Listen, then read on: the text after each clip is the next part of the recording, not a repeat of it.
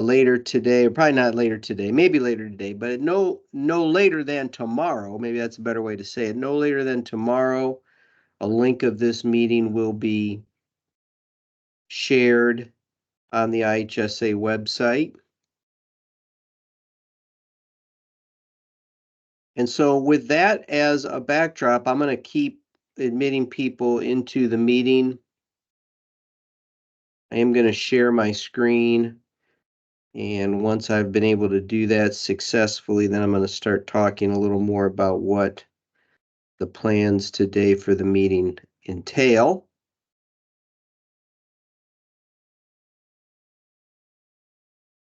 All right, it looks like I've been able to share my screen successfully.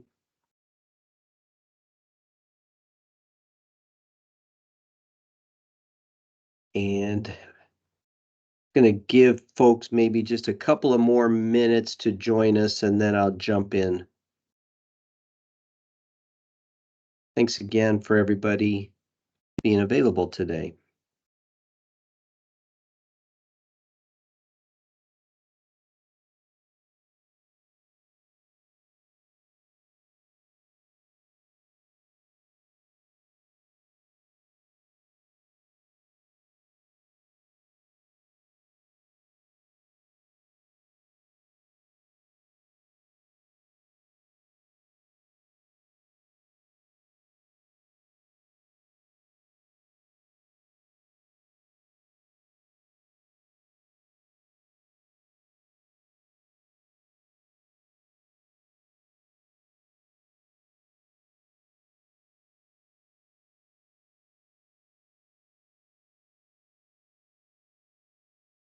Okay, I'll continue to admit guests, but it is just a couple minutes after 11. I'm going to go ahead and begin. First, again, want to thank everybody for being able to attend our meeting today. And in this meeting, I just thought it would make some sense. We've done this over the years as well, but I just thought it would make some sense to make myself available to coaches, answer questions they might have. So eventually I'll open this up to like a question and answer period. But there are a couple of things that I want to touch on first, and maybe this will answer some questions, or it may create some more, and that's fine too. But let's go ahead and talk first about this list of participants form, which is new this year in the bass fishing world. And this presentation that I'm going to just move through more quickly than I did in the actual video, which I'll show you where that's at later. But I do want to just touch on this, like I said. So back in this earlier part of this school year, when the Bass Fishing Advisory Committee met, this was a recommendation that they made that the IHSA Board of Directors ultimately approved. And really the intent here is to give, at the end of the day, to give coaches more flexibility in setting up their lineups. And we'll talk about that as we go through this presentation. So this list of participants form is found in the school center. It was available beginning April 4th, and it will close 1 week from today at 11:59 p.m., 1 week from today on April 25th. So you can access the form by logging into the school center, which is what you'll do by accessing. On this slide, we see the link in the upper right-hand corner where it says School and Official Center Login. Now, I checked today before the meeting started. We have just under 50% of the schools entered in this year's tournament have already completed the list of participants. So that's great. In all sports and activities, we see a flurry of folks getting this done as we get closer to the deadline. So we're not quite at 50% that have completed it, but we're close. And so that's very encouraging. What is important here is that your school's administration has identified who the coach is at the school. Because once you've been identified, if that's something that hadn't been done previously, you'll be given some login credentials that you'll use to access the school center. And you'll need those If you're not able to log in, then you'll need to talk to your administration so that they can link you to the role of coach. Once you log into the school center, you'll be greeted with an opening page that looks similar to this one, except you won't have as many links under the departments heading there on the left-hand side, but you will see the sport and activity tracker. And what you'll want to do is just click on that tab. And when you do, your next page, depending on how many different roles you might have at a school, but at a minimum, as the bass fishing coach, you'll see a row of information like you see here. Or on the left-hand side in that left-hand column, it'll say bass fishing. And then typically what we like to say for coaches who haven't seen this before, the tracker sort of is set up in a manner that allows you to see all the things that a coach or a school need to do from entering the state series all the way through its participation in the state tournament. And you'll see in that row of information under online forms, there will be a link that says list of participants, and you click on that link in that cell. That takes you to this form.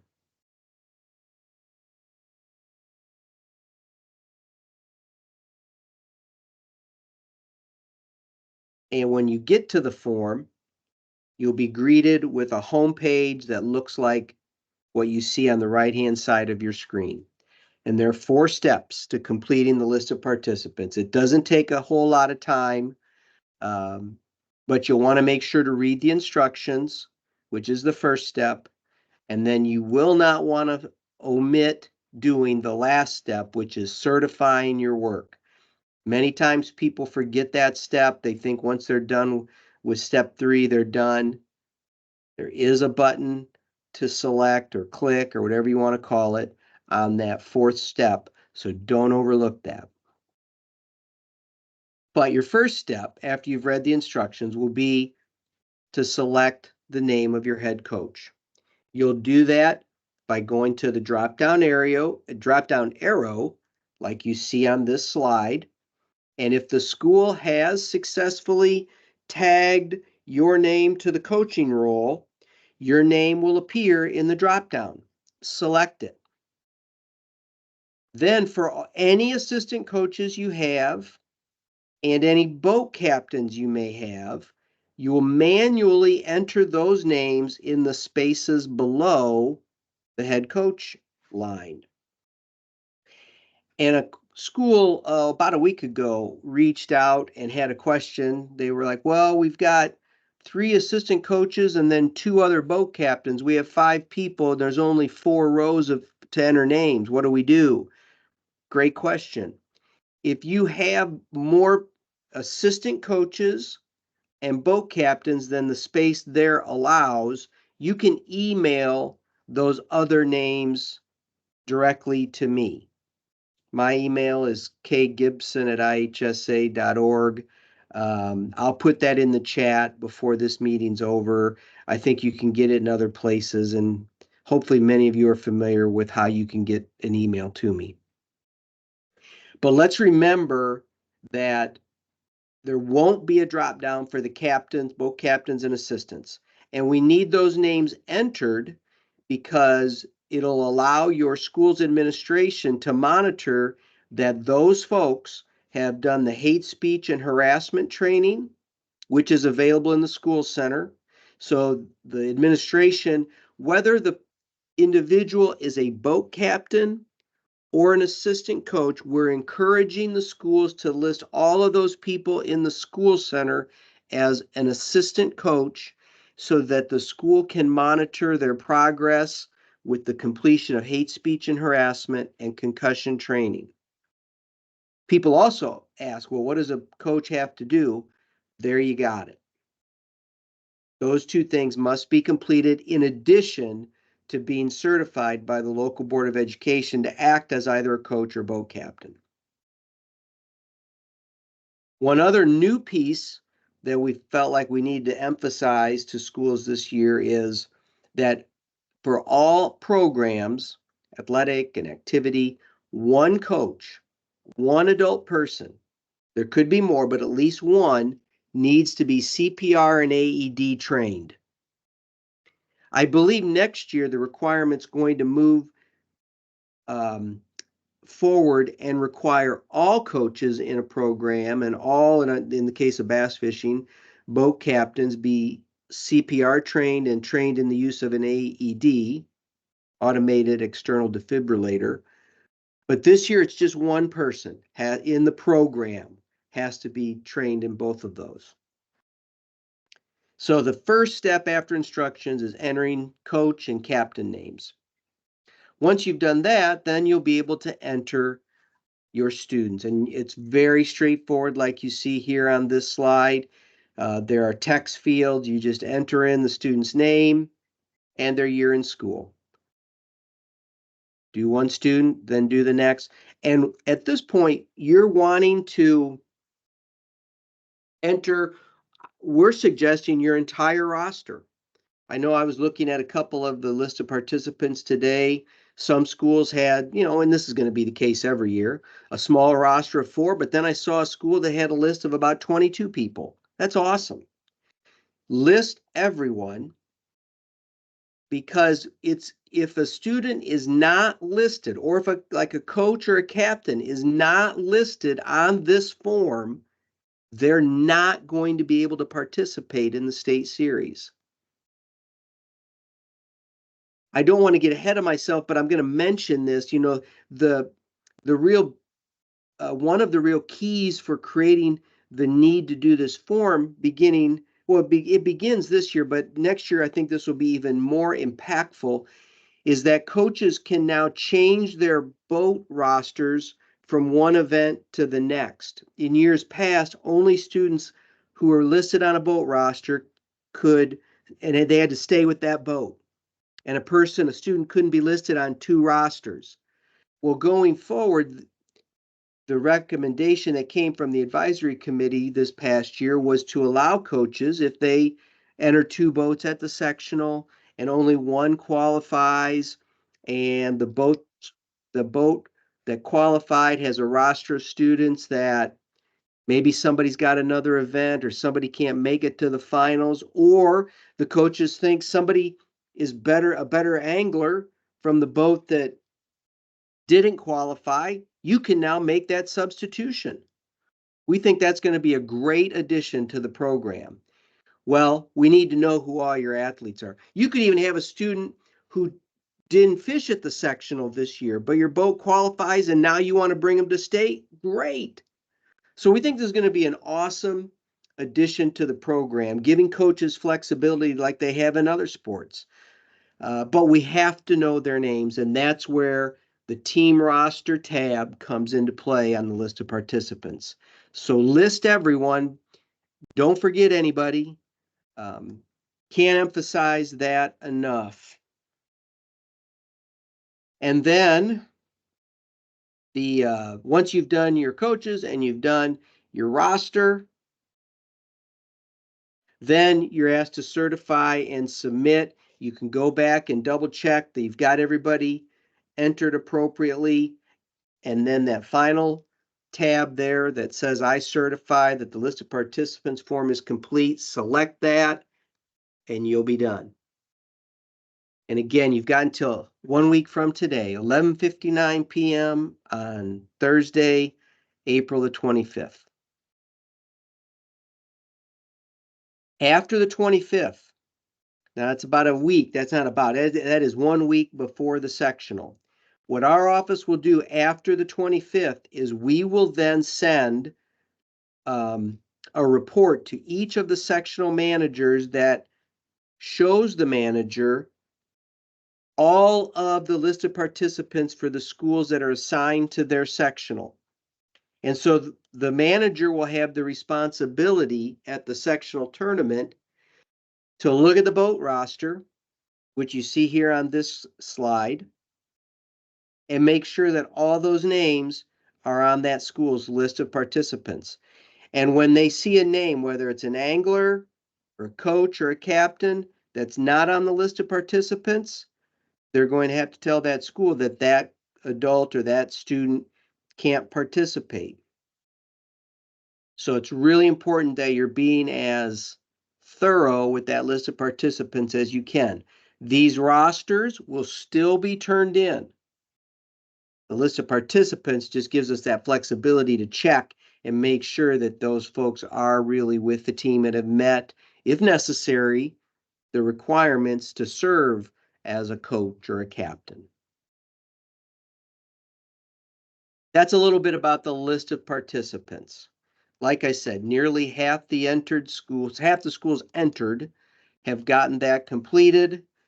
There's my email address if you have questions or need to email me anything after the fact. Again, back to this idea, we've got 5 adults, there's only room for 4. Send me a note. We'll keep track of it. So that's the list of participants. And I'm going to stop sharing. There's one more thing that I want to talk about, and then I'm going to open this up for questions. I'm going to share a different screen now. And I want to share with you the bass fishing page at ihsa.org. I want to just remind everybody that in the center column is where you're always going to find a lot of good information. Right now, under announcements, you can see that we have the announcement about today's meeting. Later, no later than tomorrow, in this area, that message is going to go away and a link to today's meeting is going to take its place. So if you want to go back and review anything that I've talked about or that we're going to talk about, right inside of that area under announcements is where you'll find the link for this meeting. Also want to just point out there are many important resources down under the resources heading, including again the video where we talk about completing the list of participants. So if you needed to review that, you can access that, terms and conditions, the manual, all good information right there. In the coming days, now I'm going to go up here in the top left-hand corner, State Series information and results. In the coming days, you should be receiving communication from the sectional manager with information about the sectional tournament. And in the event that that communication gets lost or goes into a different folder, I want to point out that for all of the sectional locations, I've gone here to the assignments page.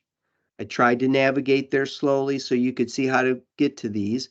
But under each of the sectional tournaments, you'll see a link. I'll just use the Banner Marsh sectional as my example here.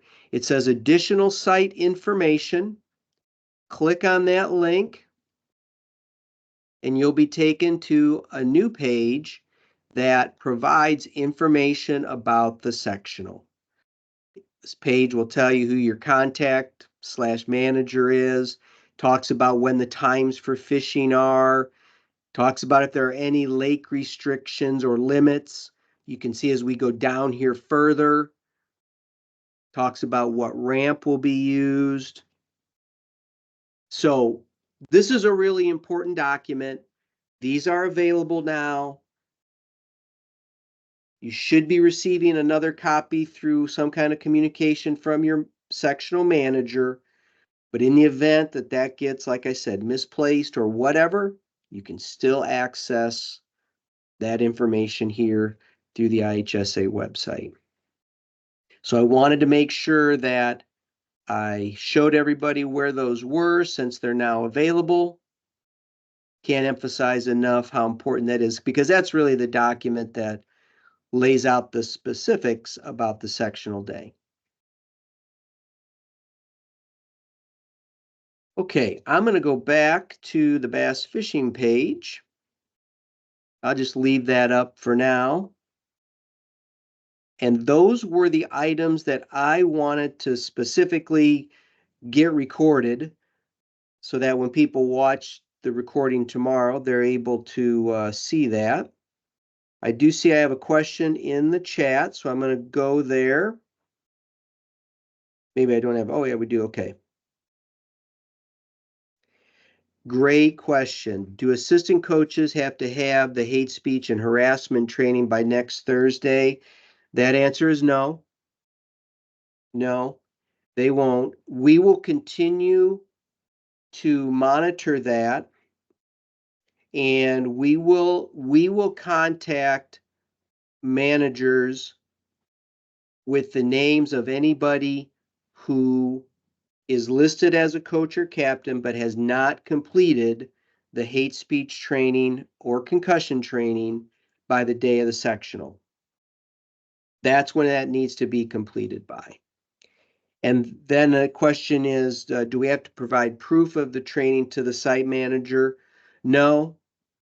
No, at this point, we are not asking for schools in any sport or activity to provide proof of that to us. I believe there's an ability for the school. In fact, I know this to be the case.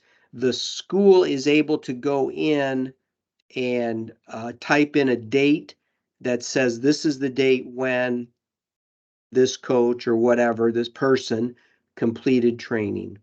And like I said, there only needs to be one per program. So as long as the school can verify that by looking at their list of coaches in their one in a different tab in the school center, they're fine. And our office can also see that. So there's nothing additional that you as a bass fishing coach have to bring or show or prove to anybody the day of. Again, we'll be monitoring that. Our office will during the coming days. The training is not, there's not a training on our website. You maybe want to check with your administration about what they've done for other coaches. And training, one thing we are always wanting to point out is training is different than being certified. So I believe there are even some like online trainings that a person could take to meet the current requirements. But you may want to check with your school on that, see what they did for others there.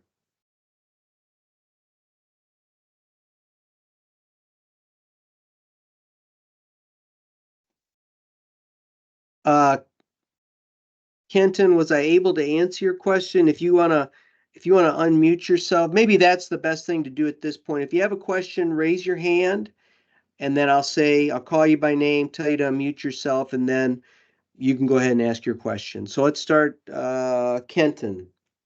Kurt, can you hear me? I can. I'm gonna turn my volume up, but I can hear you. Okay. Gotcha. When you're saying there's only one per program that have to be all the certified, because I have all that, but like the boat captains, and you said they don't have to be certified next week, or only one of us has to be certified. That's correct. Only one of the adults, I'm going to use that phrase, one of the adults in the program. So I'm going to make up an example here. A school has one head coach, one assistant, and two boat captains, 4 total adults. One of those 4 people needs to be CPR trained and AED trained, and whoever that is needs to have that completed by the day of the sectional. Okay. All right. That's not a problem. Okay. The other question is, if they have a coach or something listed, and by the sectionals they're not certified, but what happens if the school puts an administrator or another person from the school who is certified on the boat with them? So essentially, you just have somebody driving the boat with the kids, but there's the administrator in the boat who had to go through all that stuff for the school anyway. Correct. A school could do that. Okay. That in that kind of case, we would likely sort of view that administrator as some kind of an assistant coach, but they could do that. And we're not even at, I mean, I think you raise a good question, Kenton, and this is why I've been encouraging, but not requiring. I've been encouraging folks to consider having all of the adults trained in CPR and with the AD, specifically because if only one person is, and that's legal, but that one person isn't on a boat when somebody is having an episode, it sort of puts everybody in a tough spot, I guess is the best way for me to say that, if that makes any sense. That's why I also mentioned, I think going forward, the requirement's going to grow, and it's going to grow in all sports. If your varsity volleyball coach is CPR and AED trained, but your varsity volleyball coach isn't at the freshman game when somebody has, a heart episode, it's not doing anybody any good at that point. So what you said about the administrator being on the boat is acceptable. Okay. Thank you. Yep. All right. Daniel, I'll let you mute yourself, Kevin, and then Daniel, you can unmute, and I'll be happy to take your question. Hello. Can you Hi. hear me? I can. Perfect. I am a first-year head coach, so this might be a pretty easy question. We have one head coach, which is me, and no assistant coaches as of right now. Okay. And we also have one boat. We have been offered to use a couple of different boats for the sectional and state series. Do we have to consistently use the same boat for sectionals and state? Or if we're using one boat and then that person can't let us borrow the boat for, let's say we qualify for state, can we use a different boat at that point? Yes. Yeah. There's not a requirement that a school use the same boat.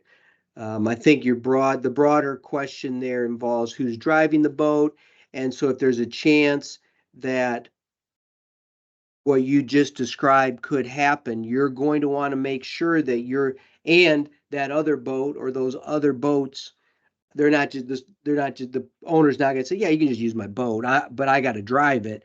Then you're going to want to make sure you're listing those people. You're going to want to have the school list them in the school center as assistant coaches. You're going to want to list them on the list of participants, and they're going to have to meet those requirements as well. Perfect. Yeah, the two people that have offered their boats are teachers at the school that have met those requirements, Okay. and I have them down as Great. part of our list of participants and Yeah, administrators. that's perfect. Perfect. Thank you so much. Yep. Another question that has been added in the chat, providing, do we have to prove the documentation for the hate speech? That training, again, that's a great question. And when the school lists that, whether it's an assistant coach or boat captain as an assistant coach, that person will get login credentials so they can enter the school center, and they will see a tab where they go and complete that training. So again, there's nothing that a school will need to do and take to the sectional to prove that anybody's done anything. That'll be a piece that we'll monitor, meaning IHSA will monitor. And if somebody hasn't met one of their required elements or done one of their requirements, our office will let the sectional manager know that a particular person is not able to participate. So there's no added layer of proof on the school. If there's any concerns there, our office will be the ones to communicate that out. I hope that answered that. Dan, do you have a question again, or you're typing something? Either way is fine. I deleted my message. I'm good. Thank you so much. I Okay. don't have Mhm. that on raise my hand. Oh, there we go.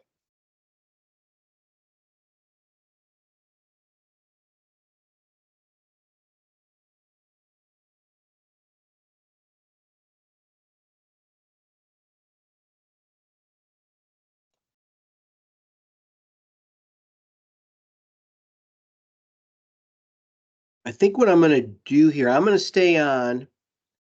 I'm trying to be a little sensitive to the link that's going to be created and people may be watching this afterwards. I think what I'm going to do is stop recording. I'm going to stay on, answer questions, and then maybe what I'll end up doing, if there are more questions, I'll create some kind of Word document that says after we stop recording, a few more questions were asked. Here they are. Here are the answers. But sort of in the interest of keeping this at a reasonable length, I'm going to stop recording.